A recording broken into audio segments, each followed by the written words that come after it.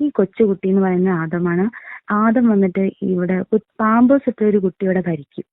ആ കുട്ടി സിംഹത്തിന്റെ തലോടും പാമ്പുകളുടെ മാളത്തിൽ കൈയിടും. പിന്നെ അതുപോലെ സദ്വാർത്ത എല്ലാ ജീവജാലങ്ങളോടും പറയണം. ഒരു ഉറുമ്പിനോട് പോലും പറയണം സദ്വാർത്ത. കർത്താവ് വന്നു, ഇപ്പൊ ഉടനെ വരും എന്നൊക്കെ ഉള്ളത് പറയണം. പിന്നെ പുതിയ ആകാശം പുതിയ ഭൂമി അവിടെ ഉണ്ട്. പിന്നെ ഒരിതുണ്ട്, അതായത് ഏതൊരു താഴ്വര, അതുപോലെ തന്നെ ഒരു ആറ്, ഒരു നദി കർത്താവിന്റെ വാസസ്ഥലത്തോടെ ഒഴുകുന്നു എന്നുള്ളത്. അപ്പൊ സാറ് പറഞ്ഞേക്കുന്നത് ആ സിയോന്റെ അടിയില് ശാസ്ത്രജ്ഞന്മാര് കണ്ടെത്തി ഒരു നദി ഇതിന്റെ അടിയിൽ കൂടെ ഒഴുകുന്നുണ്ടെന്ന് ശാസ്ത്രജ്ഞന്മാര് കണ്ടെത്തിയിട്ടുണ്ടെന്ന് സാറ് പറഞ്ഞു. ഒരു നദി, അതായത് ഇവ ഇരിക്കുന്ന കൂടാരത്തിന്റെ അടിയിലൂടെ ഒഴുകുന്നുണ്ട്. പിന്നെ ഈ മലയിലും ആ മലയിലും അല്ല, ഒരു മലയിൽ കർത്താവിനെ ആരാധിക്കുന്ന ദിനം വരുന്നു എന്ന് പറഞ്ഞു. അപ്പൊ ഇതൊരു മലയാണ്.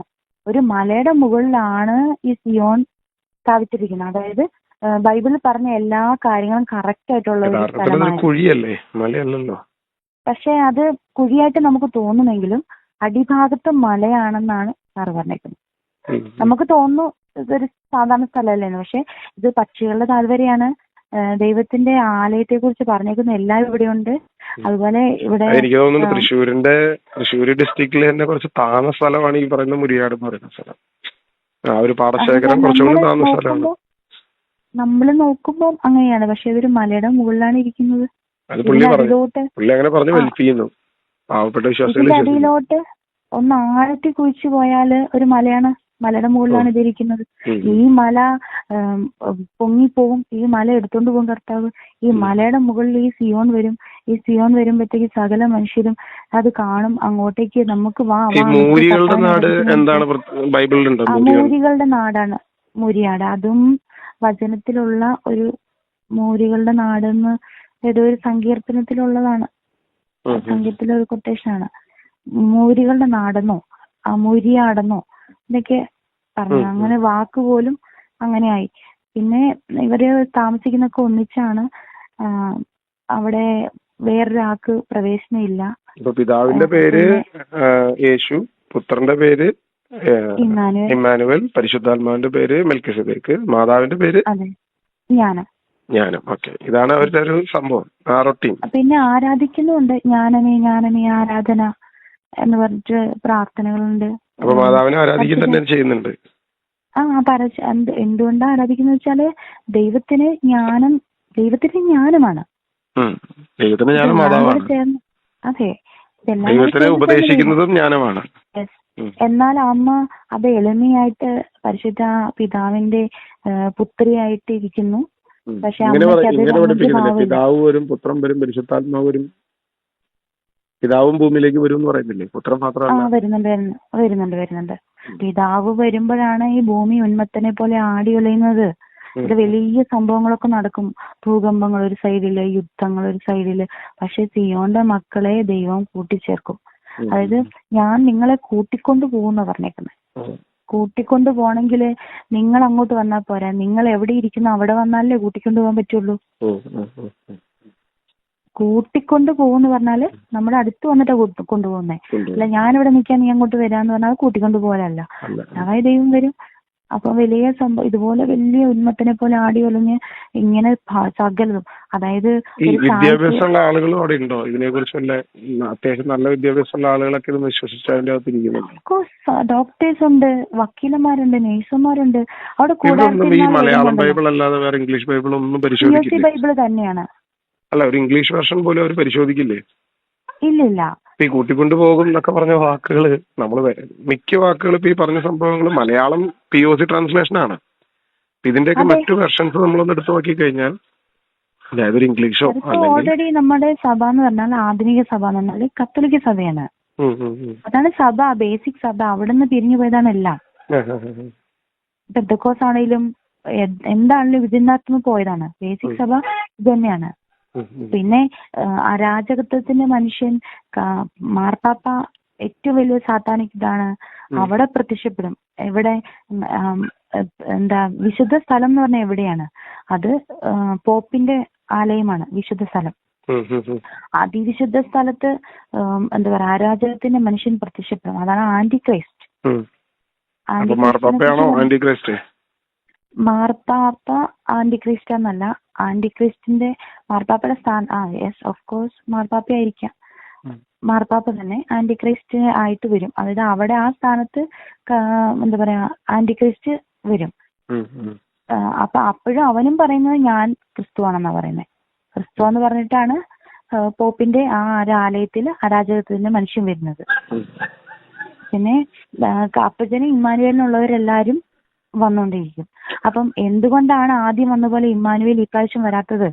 അന്ന് കർത്താവ് ആദ്യം വന്ന സമയത്ത് എല്ലാവരും രാജകൊട്ടാരത്തിൽ അന്വേഷിച്ചപ്പോൾ അവൻ കാലിത്തൊഴുത്തി വന്നു. അതായത് എല്ലാം ഓപ്പോസിറ്റ് ആയിട്ട് ചെയ്താലേ, അതായത് എല്ലാവരും രക്ഷിക്കപ്പെടാൻ പാടില്ല എന്നുകൂടിയുണ്ട്. വിജാതീയരെയാണ് ഏറ്റവും കൂടുതലായിട്ട് സിയോണിലേക്ക് ക്ഷണിക്കുന്നത്.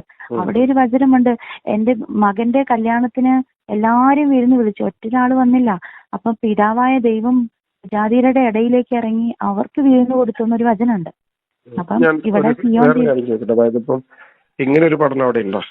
ഇപ്പോ അവിടെ ഇപ്പോ വിവാഹം കഴിച്ച് അല്ലെങ്കിൽ കുടുംബജീവിതമൊക്കെ നയിക്കുന്നവര് വചനം മാംസമായി ധരിക്കും എന്ന് പറയും. അപ്പോ നിങ്ങളിൽ ചിലപ്പോ വിശുദ്ധന്മാർ ഓരോരുത്തര് പൗലോസോ പത്രോസോ അങ്ങനെയുള്ള ഓരോ വിശുദ്ധര് വന്നേക്കാമെന്നുള്ള. ഇല്ല, അതിനകത്ത് പഠിപ്പിച്ചേക്കുന്നത് എന്താണെന്ന് വെച്ചാല്, ഞങ്ങളൊക്കെ ഇത് കേൾക്കുമ്പോൾ ഭയങ്കര രോമാഞ്ചത്തിലാണ് കേൾക്കുന്നത്. അപ്പം എല്ലാ വിശുദ്ധരും വരും. അതായത് പത്രോസ് ഒന്നും വരുമെന്നല്ല, ഏലിയായും ഏലിയായും മോശയും ഏലിയായുമാണ് വരാൻ പോകുന്നത്. അതായത് രണ്ട് സാക്ഷികൾ എന്ന് പറയുന്നത് മോശയും ഏലിയായും. സംഭവം മാറി. ഇപ്പൊ 12 അപ്പോസ്തലന്മാർ, ഇപ്പൊ ഇന്നലെ ഞാൻ ഇന്നിട്ടിരിക്കുന്ന വീഡിയോയില്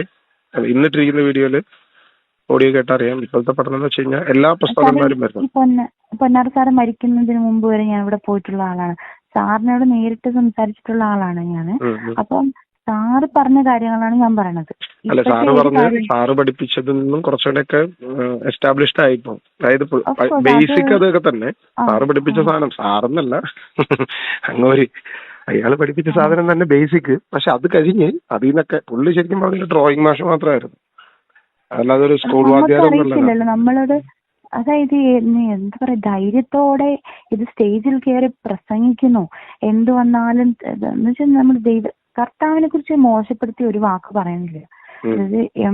ഇതാണ് ശരിക്കും കർത്താവിനെ കുറിച്ച് മോശപ്പെടുത്തി പറയുന്നത്. അതായത് ദൈവത്തെ മാറ്റി വേറെ എന്തിനെ അതിനെ സ്ഥാപിക്കുന്നു, അത് കർത്താവിനെ കുറിച്ച് മോശമാണ്. അപ്പൊ മാതാവിന് ദൈവത്തിന്റെ സ്ഥാനം കൊടുത്താൽ അത് കർത്താവിനെതിരാണ് യഥാർത്ഥത്തിൽ. ശരിയാണ്. ഈ ഒരു പഠനം, അതായത് അന്നത്തെ കാലത്ത് ഇങ്ങനെ ഒരു സാധനം ഉണ്ടോ എന്നുള്ളത് ഞാൻ ഒന്നുകൂടി ഒന്ന് പറയാം. അതായത് ഇപ്പൊ അവര് പറഞ്ഞോണ്ടിരിക്കുന്നത്, ഇപ്പൊ ഈ സദ്വാർത്ത അറിയാത്ത ആരും ഈ കാര്യങ്ങൾ അറിയാത്ത ആരും രക്ഷ പ്രാപിക്കില്ല. അപ്പൊ അവരെല്ലാം വീണ്ടും മരണം.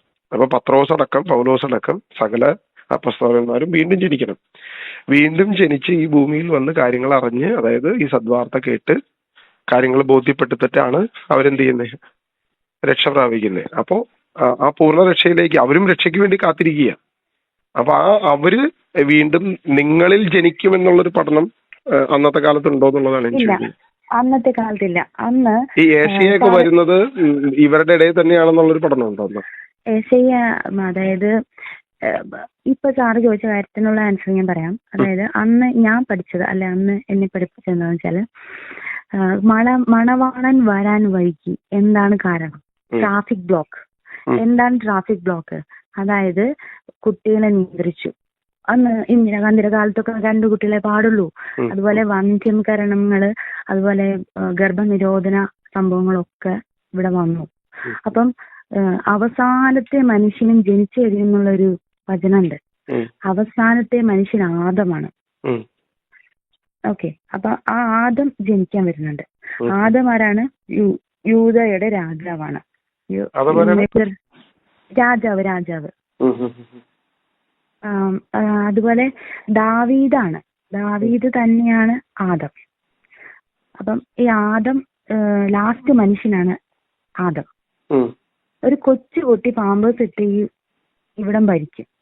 ഒരു കൊച്ചുകുട്ടി എന്താ പറയാ, സിംഹത്തിന്റെ 24:28 ആദ്യ മനുഷ്യനും അവളെ പൂർണ്ണമായി അറിഞ്ഞില്ല, അവസാനത്തെ മനുഷ്യനും അവളുടെ ആകെ അളക്കുകയില്ല. അതെ, അവസാനത്തെ മനുഷ്യനാണ് ആദം. ആദമാണ് രാജാവ്. ഈ കൊച്ചുകുട്ടി എന്ന് പറയുന്ന ആദമാണ്. ആദം വന്നിട്ട് ഇവിടെ പാമ്പേഴ്സ് ഇട്ട ഒരു കുട്ടിയുടെ ഭരിക്കും. ആ കുട്ടി സിംഹത്തിന്റെ തലോടും പാമ്പുകളുടെ മാളത്തിൽ കൈയിടും. അങ്ങനെ ഒരു വചനമുണ്ട്. അപ്പൊ ആ ഒരു കുട്ടിനെ അനുസരിച്ച്, അതായത് ജ്ഞാനവും വചനവും എല്ലാം ഇതായിട്ടുള്ള ഒരു രാജാവ് അവിടെ വരും. അത് ആദമാണ്. ആദം ജനിക്കാൻ പോകുന്നതേ ഉള്ളൂ. ഓക്കെ, അത് കൊച്ചുകുട്ടി എന്ന് പറയുമ്പോ അവര് ജസ്റ്റ് തമാശയ്ക്ക് വേണ്ടി പറഞ്ഞ പാമ്പേഴ്സ് ഇട്ട കുട്ടി ഭരിക്കുന്നു. അതുപോലെ കൊച്ചുകുട്ടികൾ സംസാരിക്കും, കൊച്ചുകുട്ടികളുടെ നാവില് വചനം വരും. അപ്പൊ അവിടെ ഒരു ഇതുണ്ടായിരുന്നു, ഒരു കൊച്ചുകുട്ടി, ഒരു വയസ്സുള്ള ഒരു കുട്ടി അത് അങ്ങനെ പറഞ്ഞ ശരിയാണ് എന്നൊരു വാക്ക് പറഞ്ഞെന്ന്. അപ്പം അവിടെ ഭയങ്കര ഒരു കോളിലൊക്കെ ഉണ്ടായി, കണ്ടോ കുട്ടികളുടെ നാവ് പരിശുദ്ധ അമ്മ തൊട്ടു, ജ്ഞാനം കിട്ടാൻ തുടങ്ങി എന്നുള്ള. കുട്ടികൾക്കൊക്കെ ഭയങ്കര ഇമ്പോർട്ടൻസ് ആയിരുന്നു അന്നത്തെ കാലത്ത്. അപ്പം ട്രാഫിക് ബ്ലോക്കിനെ കുറിച്ച് പറഞ്ഞു, ഇങ്ങനെ കർത്താവ് വരാൻ വൈകി. അപ്പം അവസാനത്തെ മനുഷ്യനും വന്ന് അത് രാജാവായതിനു ശേഷമല്ലേ കർത്താവിന് വരാൻ പറ്റുള്ളൂ. ഏശയ്യ വന്നു, ഏശയ്യാണ് സാറ്, മോശ വന്നു, പിന്നെ ഏലിയ വന്നു, എല്ലാവരും വന്നു. അപ്പം മോശ വന്നത് എന്താണ്, ഈ എന്താ പറയാ, പരിശുദ്ധ അമ്മ ഈ കല്ലിൽ നിന്ന് മക്കളുണ്ടാകാൻ പറഞ്ഞ ഉണ്ടാവുമല്ലോ എന്ന് പറഞ്ഞ പോലെ ഒരു കല്ലിനോട് കൽപ്പിച്ചപ്പോഴാണ് മോശ ജനിച്ചതെന്നാ പറഞ്ഞത്. കല്ലിനോട് വചനം പറഞ്ഞ ആ കല്ലാണ് മോശയായി തീർന്നത്. കല്ലിൽ നിന്ന് മക്കളെ ജനിപ്പിക്കാൻ എനിക്ക് കഴിവുണ്ടെന്ന് കർത്താവ് പറഞ്ഞിട്ടുണ്ട്. ആ കല്ലിൽ നിന്ന് ജനിച്ച ആളാണ് മോശ. മോശ എവിടെയുണ്ട്. അപ്പം ഈ ജനനങ്ങള് പിന്നെ എല്ലാ വിശുദ്ധരും ജനിച്ചതിന് ശേഷം അപ്പോസ്തലന്മാരൊക്കെ ഉണ്ടാവും, അത് പറഞ്ഞിട്ടില്ല അന്ന്.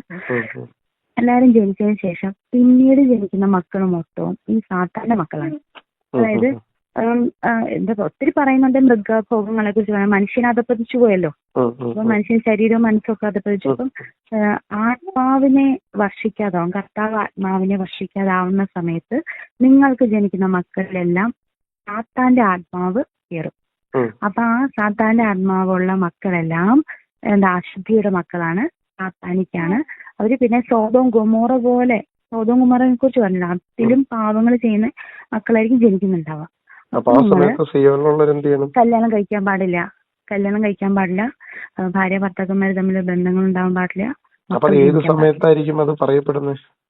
അപ്പം മുതലേ ഉണ്ട്. അതായത് അതെ, എനിക്ക് മാരേജ് വന്നതിന് ശേഷം ഞാൻ ഇതിൻ്റെ അകത്തുനിന്ന് പോയത്. ഞാൻ എന്റെ മാരേജ് ആണെന്ന് സാറിനോട് എന്ന് പറഞ്ഞിട്ട് സാറ് പറഞ്ഞു, നിനക്കറിയാലോ അവസാനത്തെ മനുഷ്യൻ ജനിക്കുന്നത് വരെ മക്കൾ ഉണ്ടാവാൻ പാടുള്ളൂ, അതിന് സമയം അടുത്തു, നീ കല്യാണം കഴിക്കാത്ത നല്ലതെന്ന് എന്നോട് പറഞ്ഞു. അതായത് കല്യാണം കഴിക്കണം ഞാൻ നിർബന്ധിക്കുന്നില്ല, നിങ്ങളുടെ ഇഷ്ടം, പക്ഷെ അതിനുള്ള സമയമായി, നീ കല്യാണം കഴിക്കാത്താണ് നല്ലതെന്നാണ് എന്നോട് പറഞ്ഞത്. സാറ് മരണമില്ലാത്ത ഒരാളാണ്, ഇമ്മാനുവേലിനെ സ്വീകരിക്കാൻ ഏറ്റവും ഫ്രണ്ട് നിൽക്കുന്ന ആളാണെന്നാ പറഞ്ഞത്. സാറിന് പാസ്വേഡ് അറിയാം, ഒരു പാസ്വേഡിന്റെ കാര്യം പറഞ്ഞില്ലേ, അതിൽ ഇമ്മാനുവേലിന് ഒരു പാസ്വേഡ് അറിയാം. ആ സമയമാകുമ്പോ സാറ് പാസ്വേഡ് പറയും എല്ലാവരുടെ അടുത്തും. സാറാണ് ഈ മക്കളെല്ലാം ഒരുക്കി ഇതാ നിന്റെ മണവാട്ടി എന്ന് പറഞ്ഞ് ഞങ്ങളെല്ലാം ഇമ്മാനുവേലിന്റെ അടുത്ത് കൊടുക്കുന്നത് സാറാണ്. അത് ആ ഒരു സീനാണ് നമ്മുടെ സ്വപ്നം. കർത്താവ് വരും, അവിടെ വരുള്ളൂ. ഇതുപോലെ ഏത് നിമിഷം വേണം കാവൽക്കാര് ഉണ്ട് അവിടെ. അതായത് കാവൽക്കാര് ഉറക്കം തൂങ്ങാതെ കണ്ണ് തുറന്നിരിക്കണം. കാവൽക്കാര് എപ്പോ വേണേലും കർത്താവ് ആ ഗേറ്റ് കടന്ന് വരും. എന്തോ ഇവര് സിയോണിന്റെ മക്കൾ തന്നെയാണ് കാവൽക്കാര്. അത് വെച്ചാൽ അതൊരു ഓരോ നേർച്ചൊന്നുമില്ല, നമ്മളത് ഡെഡിക്കേഷനാണ്. കാവൽക്കാരനാവുന്നു, ഒരു ടോയ്ലറ്റ് ക്ലീൻ ചെയ്യുന്നു, കർത്താവിന്റെ മുറ്റം തൂത്തുമായിരുന്നു. ഇതൊക്കെ അത് ദൈവത്തിന്റെ ആത്മാവുള്ള സ്ഥലമാണ്. അപ്പൊ നമ്മൾ അവിടെ ചെയ്യുന്ന ഓരോ കാര്യങ്ങളും നമ്മൾ ശുശ്രൂഷയായിട്ടാണ് ചെയ്യുന്നത്. അപ്പൊ പറയും സിയോൺ മക്കള് കയറിയിട്ടിറങ്ങുന്ന ഈ ടോയ്ലറ്റ് ക്ലീൻ ചെയ്താൽ പോലും നിങ്ങൾക്ക് അതിന്റെ അനുഗ്രഹം ഉണ്ട്. എന്നാൽ കർത്താവിനോട് അത്ര സ്നേഹം ഉണ്ടെന്നാണ്. അപ്പൊ ഓരോരുത്തരും കാവൽക്കാരനാവാൻ കൊതിക്കും. പക്ഷെ കാവൽക്കാർക്ക് വേണ്ടിയിട്ട് അടി ഉണ്ടായിട്ടുണ്ട് അവിടെ. കാവൽക്കാരനായി, കർത്താവിന്റെ കാവൽക്കാരനായിട്ട് ഞാനിരിക്കാം, എനിക്ക് ആദ്യം കാണാലോ. അങ്ങനെ അപ്പൊ ഈ മക്കളെല്ലാം 1,44,000 നക്ഷത്രങ്ങളാണ്. 1,44,000 പേർക്ക് വിശ്വസിക്കാൻ പറ്റുള്ളൂ. അപ്പൊ അതിനകത്തൊന്ന് അവിടെയും വേർതിരിവുകളുണ്ട്. അതായത് എപ്പോ വേണേലും നഷ്ടപ്പെടാൻ പറ്റുന്ന ആൾക്കാരും ഉണ്ട്. വിശ്വാസ രാഹിത്യം അവസാന കാലത്ത് ഉണ്ടാവും എന്ന് പറഞ്ഞിട്ടുണ്ടല്ലോ. ഈ സിയോണിൽ നിന്നാണ് ഇതെല്ലാം തുടങ്ങുന്നത്. വചനം നടക്കണ്ടേ? അപ്പൊ ഇത് അടിയാണ്. അതിന് പോവില്ല, മറ്റാര് പോയാലും പോവില്ല. പിന്നെ നിങ്ങളുടെ ഇങ്ങനൊരു വചനമില്ലേ ചേട്ടാ, ഈ